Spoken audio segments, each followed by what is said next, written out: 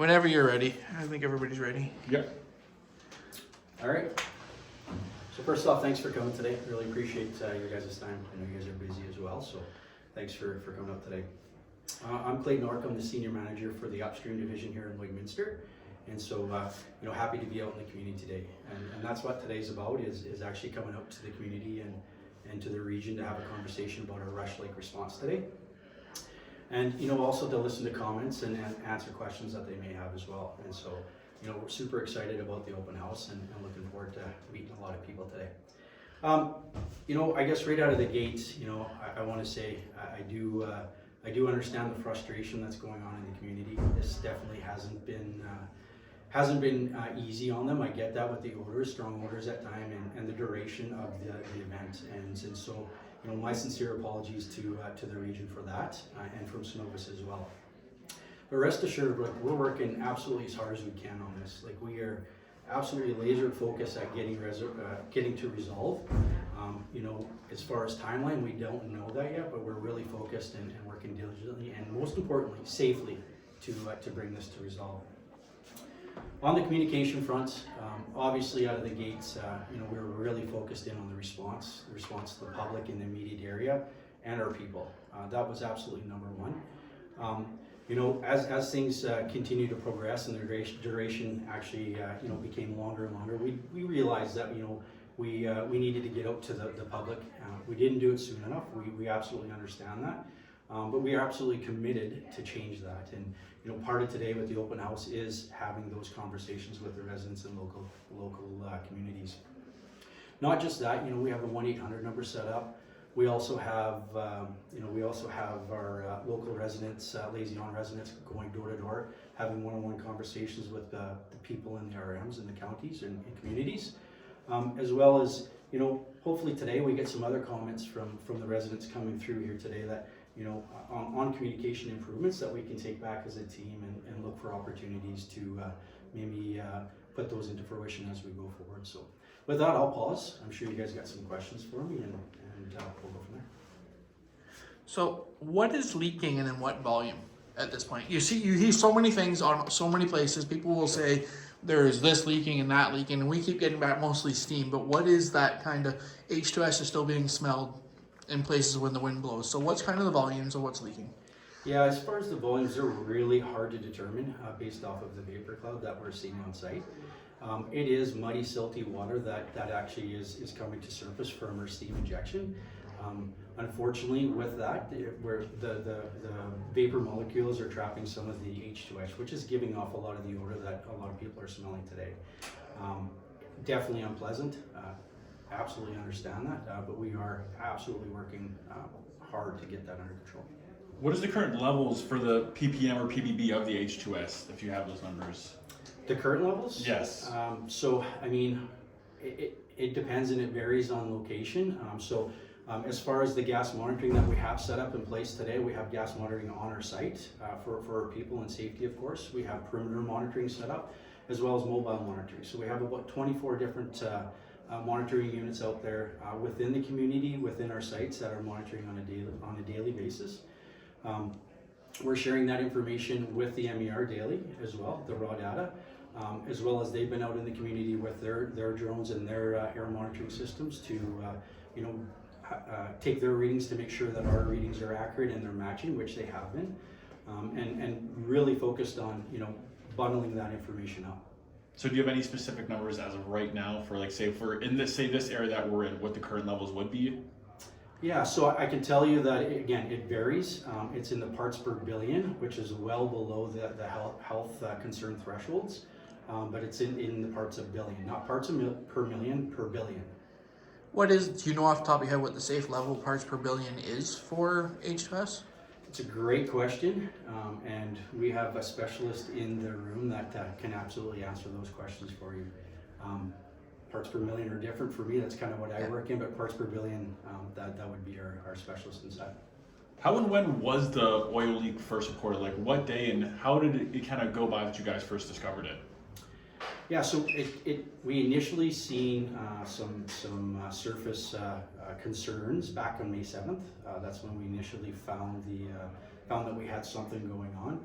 As to exactly what has taken place, you know, we're still going through a thorough investigation to understand it. We feel that we have a casing leak for sure on location, but it's been very very difficult to work through that process with you know, 8 pairs on site. So we've got 8 producers and 8 injectors on site, and so working through that process to identify exactly what it is.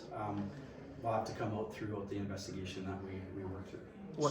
What is being done to stop it? We've heard rigs Yeah. being brought on, etc. What are we doing right now? Great question. So, you know, currently on any given day, we got 140-ish people on site working the response. In the evenings or during the nights, it's roughly around the same. Man, we've done a lot of work. So, you know, initially, you know, it was containment, making sure that we didn't get any fluid off site, which we have not. So we've done a ton of earthwork, which you guys will be able to see on some of the pictures that we have inside. Building berms, geo berms, managing and trenching the fluid so that we could pump the fluid to our C rings. We've had at times 2 coil tubing units on our lease, 2 service rigs, and 2 drilling rigs to help bring the wells under control. With the 8 pairs, it was with the 8 paired wells. Yes, it was hard to identify exactly which one it was. Although we knew we had a leak until we actually worked through that sequence to figure out where we're at. Currently, we have 15 of the 16 wells stabilized, and the site is stabilized. We're still working on the last well right now. That is still within our well control program. When you say stabilized, sorry, what does that exactly mean? Yeah, good question. So various different states. So that we have the wells locked up, or we would call it killed, if you will, so that they're not actually adding to the release, or could be adding to the release, so isolated in short man's terms, I guess. And then the last well, of course, we know we have some issues with, so we're working our well control program on that. Is the site still operational at this time? It is not. So as of May 7th, we immediately shut down Rush Lake 1 facility and the Rush Lake 2 facility, and all producing wells within that complex have been shut down since May 7th. We have not started anything back up. What is your typical output for that site that you are not seeing currently? Out of the Rush Lake 1 and 2 facilities, right around 16,000 barrels a day. So what does that equal dollar-wise to Cenovus? Lots. But at the end of the day, our concern isn't really the dollar amount. What we're focusing in on that production. We realize that we've got an issue with the P pad. We know we'll never produce that pad again. We're putting it to bed. Our major concern right now is just getting to the end of resolve of the last well that we're working on with our well control program, and then working with the government agencies to kind of work the next steps on that investigation process, so we can see where we land. So for what is your dollar or your price tag on trying to get this resolved? It's a great question. You know, again, I'd have to go back to the fact that we're not really focusing in on how much it costs. Again, we've got a lot of people on site, a lot of equipment on site. You know, we are paying attention to the best of our ability, but the most important thing is bring the equipment out, bring the resources out that we need, so that we can continue on with our well control program. So when we're talking about trying to bring it under control, I've talked to a lot of different people that are experts in this, and they'll say they've tried cement sometimes to close it up. What have you tried, and what has seemed to work or not work at this point? Yeah, so we've tried a number of things on the one well particularly. So we've tried, you know, heavy brine fluids. We've tried barite. We've tried cement. We've tried a number of different things. Now, the location of the casing issue has caused us a little bit of issues getting or landing that product so it can stabilize out, and so hence why we brought in some drilling rigs to help us come in from a different angle. So we've tried a number of different things. On the producers, you know, we typically would go with like a walnut kill, where it locks up the well, and then we'd follow with a cement. I want to go back to May 7th, the first day you guys kind of discovered the leak.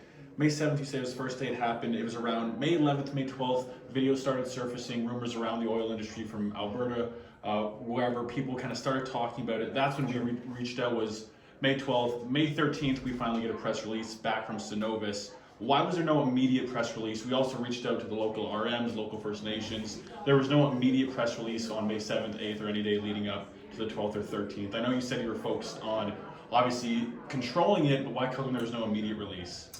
Yeah, so I guess my answer to that would be at the time, obviously we didn't think the duration was going to last as long as it did, for sure. One, two, when we get into an emergency response situation like that, our first concern is the public and the people in the immediate area, and getting notifications out to them and our people on site. And so that was our primary focus. I get it. We were probably a little bit late getting out to the community, and we've recognized that, and that's something that we're going to put some more rigor into as we go forward. And I just want to go back to some of the other press releases. So like you said, May 7th, it was officially shut down. You guys decided to shut down both facilities. June 13th, the Ministry of Energy and Resources confirmed that both facilities have been shut down, but in releases on June 12th and June 19th, there was actually no mention of it from Cenovus in the releases, at least that we received, that it was shut down for the foreseeable future. Just another kind of how come there was no mention of it in the releases that was given out to the media, instead of we have to reach out to the ministry to reach out to you guys then to tell us. I'm missing that question, sorry. Just how come there was no mention that the facility was for sure shut down for the foreseeable future in any of the press releases? We had to hear it from the Ministry of Energy and Resource. Right. And you know what, this response has been going on for a while, so I may have my dates a little bit mixed up. I'd have to go back and actually nail down the date for you. Yeah, I can't answer why we didn't get that information out to you right out of the gate. What I can say is we were focused on the response and the people in the immediate area and making sure that they were safe. So as far as the May 7th date, if that was the time the facilities were shut down, I'd have to go back and look at my notes. It's been a while, so I'm just going off memory there. So it could have been actually the May 12th. Okay. So has anybody reported any severe symptoms due to this? Severe symptoms as far as health Yes. issues. What I can say about that is, everybody reacts to H2S and parts per billion differently, including myself. And so when I came out for a council meeting here in Paynton, I could actually smell the odor where, the people that were traveling with me couldn't. And so with that being said, without actually going into the history of it, I wouldn't be able to answer that question. I don't know if anybody's been reported, if anybody's checked in or reported that they've had health issues. So, has livestock had to be moved out of some of the areas because of this? That's one that, again, has come up numerous times, that some farmers have had to move their livestock off-site. Has that had to happen? Not to my knowledge. No, not to my knowledge. What are the plans for cleanup, remediation, and a timeline at all to any of this? That's a great question as well. I wish I could give you a timeline. What I can tell you is my focus right now is getting resolution and getting this last well under control, so that we can actually go in and build that plan after the fact. We've talked about it and we're starting to look at what that looks like down, but right now we're really focused in on getting the actual pad under control. Go ahead. You guys mentioned that you believe the reason the release happened was because of a well casing failure. How does a well casing failure happen? Yeah, that happens for many. It can happen in many different from many different things. This one I can't tell you why it did fail this way, but it is something that when we investigate, we'll definitely going through that investigation process, we'll definitely look into for sure. Where's the exact leak in the well actually coming from? From some of the people we talked to, they want to know, was it in the fracture in the caprock, or maybe along the cement, along the casing string? Where exactly in the well is the leak happening? And that we still need to kind of work through our investigation to completely understand exactly where it's coming from. And as far as depths, that the same answer there. We're working with that well right now specifically, and we don't know. I mean, it's going to be, our investigation is going to help us determine all those questions that you just asked me.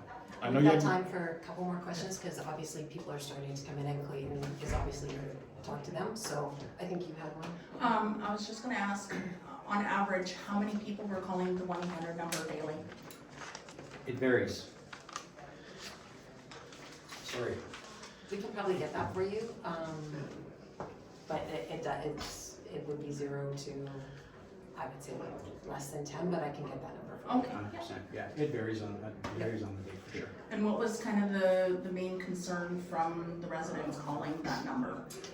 Yeah, a lot of those are understandably the odor complaints. Mhm. I mean, it is something that is impactful to the people in the community, and it's something that we're very mindful of. I mean, I live in the community and I plan on being here for many, many years, and we employ a lot of people in the communities, and quite frankly, we understand it's a nuisance and it's been a pain, and we're working hard to remediate that as fast as we possibly can, but predominantly odor complaints. And just one last question for me. Yeah. How long was the break leaking before it was noticed? Yeah, that's, I have no idea. I would say, based off of our integrity programs that we have in place and our shutdowns with our systems, I would say it happened the day we found it.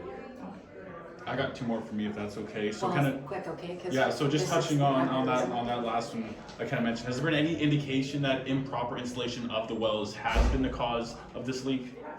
No, I mean, we have a very extensive integrity program, and we're checking our wells consistently. There was no indication, we didn't see anything flagging on the alarms. We didn't see anything out of the ordinary. Okay, and then there's also been lots of reports and even photos of bubbling holes in fields and pastures around the area. I just want your response to that and how you plan to kind of address those and stop that from happening. Yeah, I mean, I'd be interesting to hear more about that actually, like where maybe that took place, so that we can investigate. I know we have our operations out there always looking at our equipment out there and making sure that it's in safe running state. I haven't seen anything like that. Okay, How old is the well? The wells, roughly the pad is about 8 years old. That's all I was looking for. You Yeah. guys have follow-up questions? You have the media line and we can get back to you, and I can get back to you with that number. That'd be great.